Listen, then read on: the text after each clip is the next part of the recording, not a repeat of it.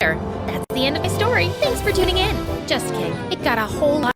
You've heard of a rags to riches story, but how about a riches to rags one? Like and subscribe to hear my reverse Cinderella story. Hi MSA Nation, my name is Patricia, but since we're friends, you can call me Trisha, but not Patty. I hate Patty. Growing up, I was extremely rich, like next level rich, like Oprah meets Rihanna meets King Charles rich. It was all thanks to my mom, who the world knew as Cheryl. She was the most impressive person I knew. She and her best friend, whose name I won't mention for reasons that will soon become clear, were business tycoons who got a ton of investors and created a huge mega corporation right out of college. Ever heard of Amazon? Their business was kind of like that. Let's call it BFF Enterprises. It employed thousands of people all across the country, and Mom and her friend reaped the rewards of their extraordinary efforts. I aspired to have a BFF like Mom's. As a VIP daughter of a VIP, I was enrolled in etiquette classes immediately. By the time I was 5, I was practically Julie Andrews. You know, the queen from the Princess Diaries, only smaller. I was treated like a princess, with people attending my every need. When I showed an interest in art, I was gifted all of the finest art supplies, and was even able to practice by creating portraits of some of the coolest celebrities. I can neither confirm nor deny that those were the celebrities who I painted. Yeah, my life was pretty much perfect, until someone ruined everything. One day, there was a huge commotion next door at Mom's best friend's house. All of a sudden, the door swung open. I was shocked to see Mom's bestie in handcuffs. It turned out she who must not be named, that's what I called her, had been stealing a ton of money from their company. Because of that, her business went under, and thousands of people lost their jobs. To make matters worse, an angry former employee was convinced that Mom must be to blame too. He put together a whole manifesto and brought Mom to court. Fortunately, Mom was declared innocent. I knew she always would be, of course. She who must not be named was proven guilty and sent to jail. The employee who had lodged a case against Mom ended up behind bars for defamation too. Mom's name was cleared, and she and I lived happily ever after. That's the end of my story. Thanks for tuning in. Just kidding. It got a whole lot worse from there. Even though she was innocent, the public knew Mom as the face of the company, and they were mad. Mom and I weren't exactly well-equipped to fight off an angry mob, so the government intervened for our safety, and we were forced to join the Witness Protection Program and completely change our identities. We were given cover stories and everything. So, remember before when I said my name was Patricia? Well, that was sort of the half-truth. I had a different name before all of this mess. A gorgeous name, but that and everything else were taken from me when she who must not be named ruined my life. I was pulled from my life of glamour and ease and relocated to here. Yeah, the house was serious downgrade from what I was used to. See what I mean about an opposite Cinderella story? I know this is different from what we're used to. At least we still have each other. One day, we'll live in a big mansion again. I hoped she was right. In the meantime, Mom set up security cameras everywhere. She was afraid someone would somehow find out who we were and try to break in and steal whatever valuables we had left. That fall, I started up at my new school. I thought it would be a breeze. I'd never had any problems making friends before in my fancy school, back when I had money. But here, everyone was staring at me as I walked in. I felt like a total fish out of water. What, are you like from Gossip Girl or something?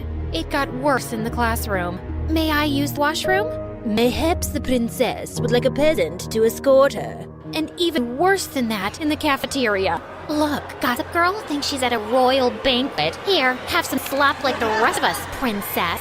I was about ready to blow my cover and demand Mom let us move back to our old life when... Hey, leave her alone. Your mama sure would be mad if I told her that this is how you minded your manners.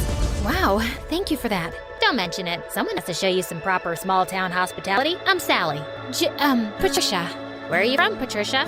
I grew up in the big city with a ton of money. My paternal grandparents invented trail mix, but my dad walked out on me and my mom and took all of our riches with him. Oh my goodness, I'm so sorry to hear that. We used to have more money too, but, well, it's complicated. It's hard, what with being one of 6 kids. Hey, if you let me, I would love to help you learn the ropes of a small-town life on a budget. Under Sally's wing, I started to really get the hang of my new life. She taught me all the tips and tricks to finding the best deals while thrift shopping. $5, final offer. The art of sandwich making. The more cold cuts, the better. Even how to use a lawnmower. She was a hoot. While all the other neighborhood kids were riding bikes, Sally would show up places driving her dad's lawnmower. And you don't need a license for this? Nope. Weirdly though, I never actually saw Sally's dad, but more on that later. Sally encouraged my painting, even if it meant using unconventional canvases. She was the most thoughtful friend I ever had. In turn, I taught Sally all about how to host a proper high tea and even how to ballroom dance. Sally was a total girly girl at heart, and I could tell she appreciated feeling like a princess for once. Over time, Sally and I became inseparable, and we especially loved taking her lawnmower out for joyrides.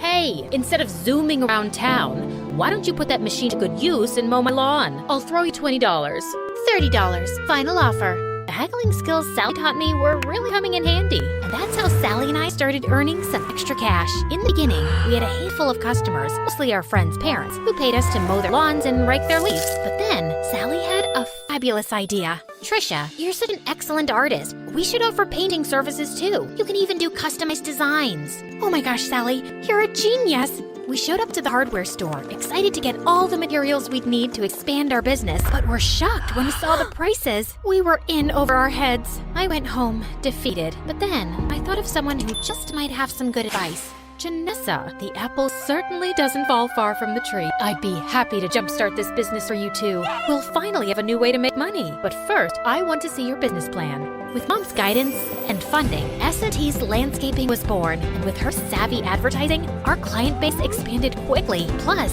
I was having a blast customizing people's houses with my art. With Sally by my side, I was starting to finally feel at home in this small town. There was just one weird thing. Sally never invited me to her house. She always made excuses why we should meet at my place instead. Oh shoot, I totally forgot. My crazy Uncle Louie is at my house this week. He always brings all 17 of his pet chickens. We should probably just hang out at your house. I fell for it when she told me about Aunt Linda and her 6 boa constrictors, but 17 pet chickens? Yeah, right. One day, curiosity got the better of me. When Sally told me she was heading home after school, I pretended I was going to my place, but I followed her instead. What could she possibly be hiding? I followed Sally to the outskirts of town, the bad neighborhood. Whoa, Sally lives here?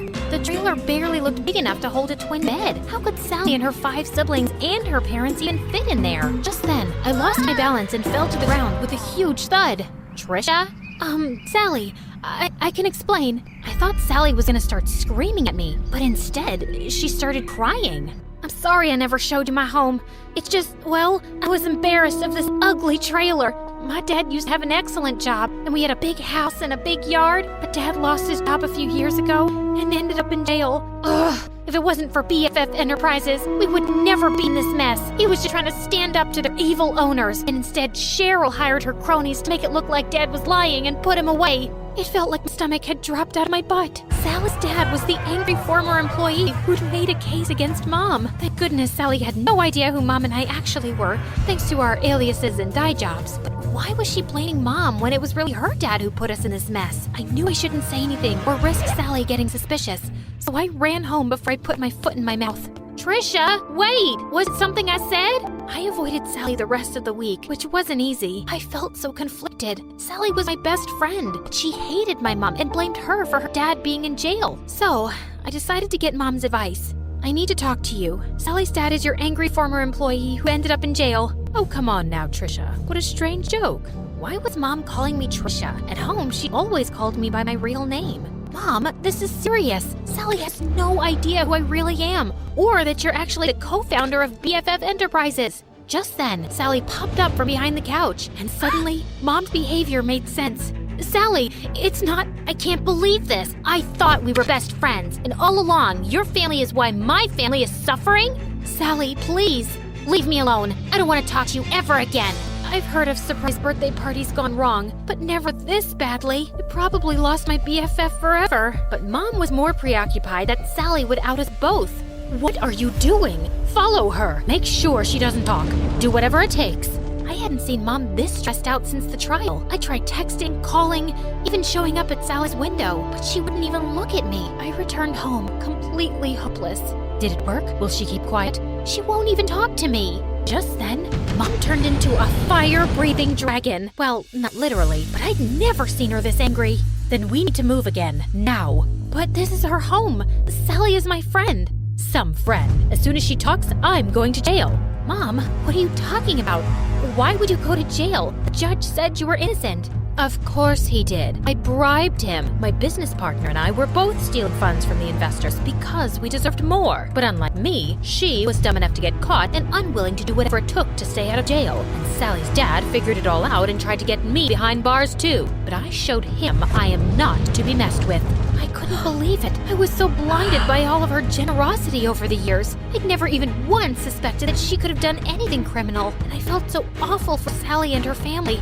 They didn't deserve this. But then again, how could I choose between my mom and my best friend? What Mom said next, though, made everything totally clear.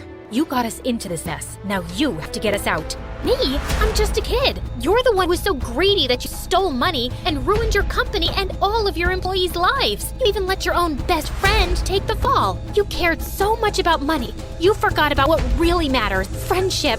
Trisha, come back here. My name isn't Trisha, Mom. It's Janissa.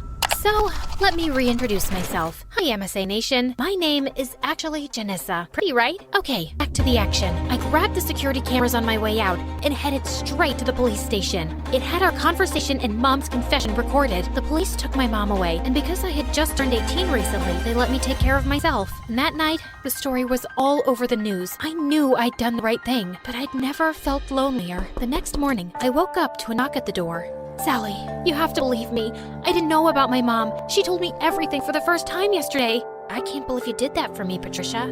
Well, I had to. It was the right thing. I mean, sure, I probably could have bounced from town to town with Mom for years, pretending to be someone I'm not, but I don't want to be like Mom, throwing my friend under the bus and not caring about hurting other people. I would choose friendship over luxury 1,000,000 times. And by the way, my real name is Janissa. It took months, but after campaigning tirelessly, we finally got Sally's dad out of jail and back home where he belonged. With Mom behind bars, I was finally free to come out of hiding. Even though I was totally free to move back to the city, I decided to stay put in this small town. After all, this had become my home. I even asked Sally's family to move in with me. Plus, Sally's dad was able to take over the landscaping business. With him in charge, business is booming. Everyone is just so thrilled that he's back home where he belongs. We did have a company name change, though. I'm just so happy to have my best friend by my side.